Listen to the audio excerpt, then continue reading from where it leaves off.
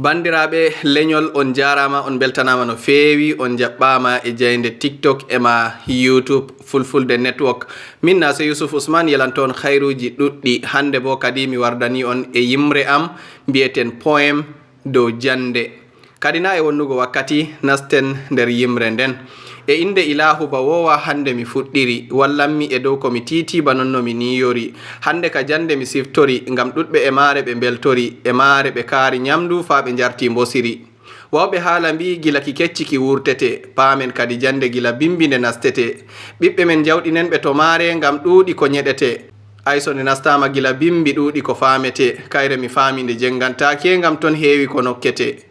Ta tiiɗi e jande andu a laatoto tilimɗo caka yimɓe laaruba jamu makiɓe maski e mare hidde ɓe laati nyawdoɓe tiɗɓe her mare fa laatoto ardiɓe walla bo laamiɓe.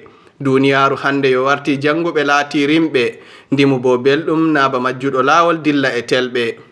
Derɗam himana jango ngam hiiri e weeti kuje e ngaylo keñana hande ta jaɓ a wolwane an bo a ɗoylo.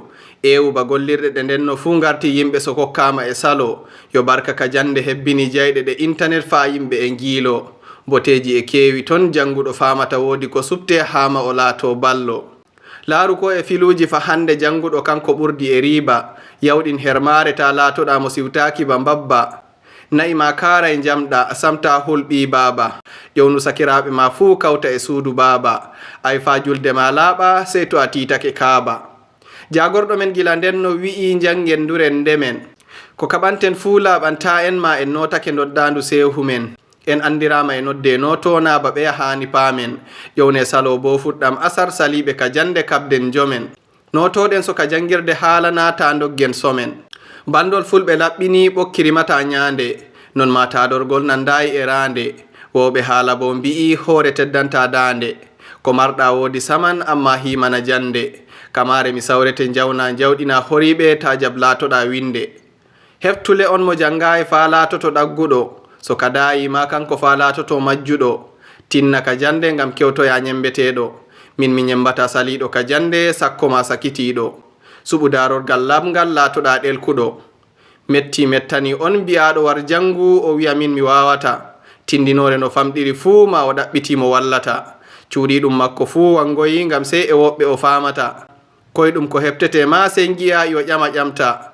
Wayyo on mo jangayi hande fa kanko woyata e wasmita. Yettore wodani jowman pesinɗo pesinowo. Mi waloto ɗo andu min tan mi sawrowo.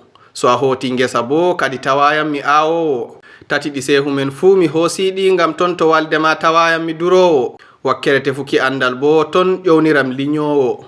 On gettama sanne e wondugo e am nder yimre am dow jande. Em yeli bo ɗum fottani on kadi so ɗum fottani on kolle alama dow ɗum fottani on non bo tokkeyam ngam mi waddana on ko ɓuri. Tangoyte bo kadi taweyam ton to YouTube ngam emi waddana on kujeji feere feere. Bana wowa bo kadi kala nyalomare fu emi waddana on toɓɓe 10 nder kubaruji ɓurɗi tengugo nder leydi Nigeria. Na se Yusuf Ousmane yelanto on.